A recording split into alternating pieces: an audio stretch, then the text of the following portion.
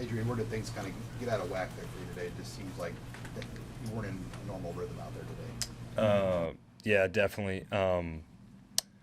Felt comfortable the whole first half, despite that pick six. Mistakes are going to happen. You have to work through them, and that's what I was doing. The second half, we just can't get shut out that way, and I attribute that to myself, and I need to make better decisions to help us on the offensive side of the ball there. What kind of an opportunity did you feel like you guys came out of the locker room with the lead and the ball to start the third quarter, and can you go into going 3 and out on the beginning of possession? Definitely. Something I've mentioned before is being a big deal, momentum builder, and just in general. Getting points at the end of the half there, that was big for us.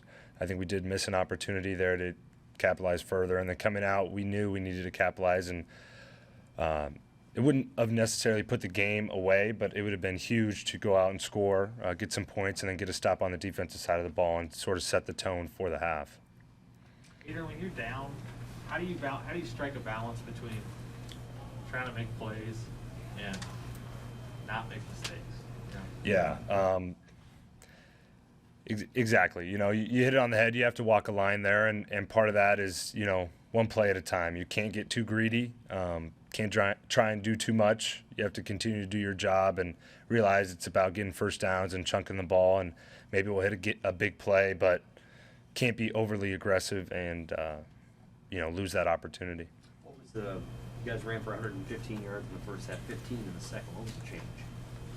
Yeah, I can't sit here and explain that 100% right now. I'm going to have to go back and watch the film, but it's definitely a piece of the story. Also playing from behind, I think we needed to throw the ball more. That's later in the game. But I'm going to have to look back and see why we weren't able to there in the second half. Ross mentioned the one play he was frustrated about wasn't any of the interceptions, but the one where you came up a yard short on that scramble. Did you feel like there was a chance to get the extra yard there in hindsight, or do you feel like you got what you could?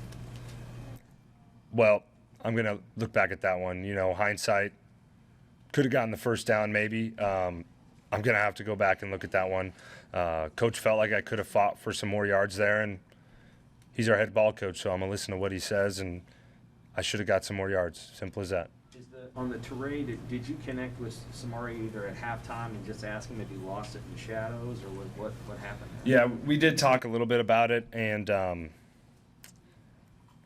it's one of those things that we just have to connect, have to be better, both of us.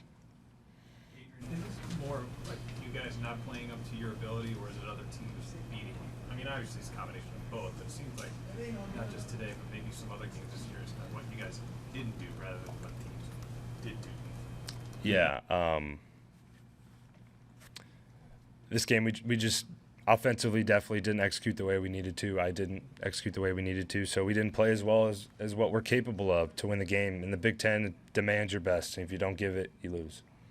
Adrian, other teams have been running some pretty long drives. How do you stay focused on the sideline? Does that get the offense somewhat out of a rhythm when you have to sit for a while like that?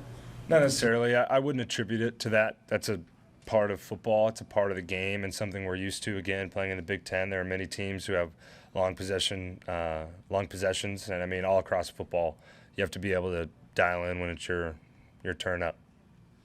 You guys came off the field at least once in the second half, just some frustration from the fans. Do you hear that? And what do you think in that moment? Yeah, I was frustrated as well.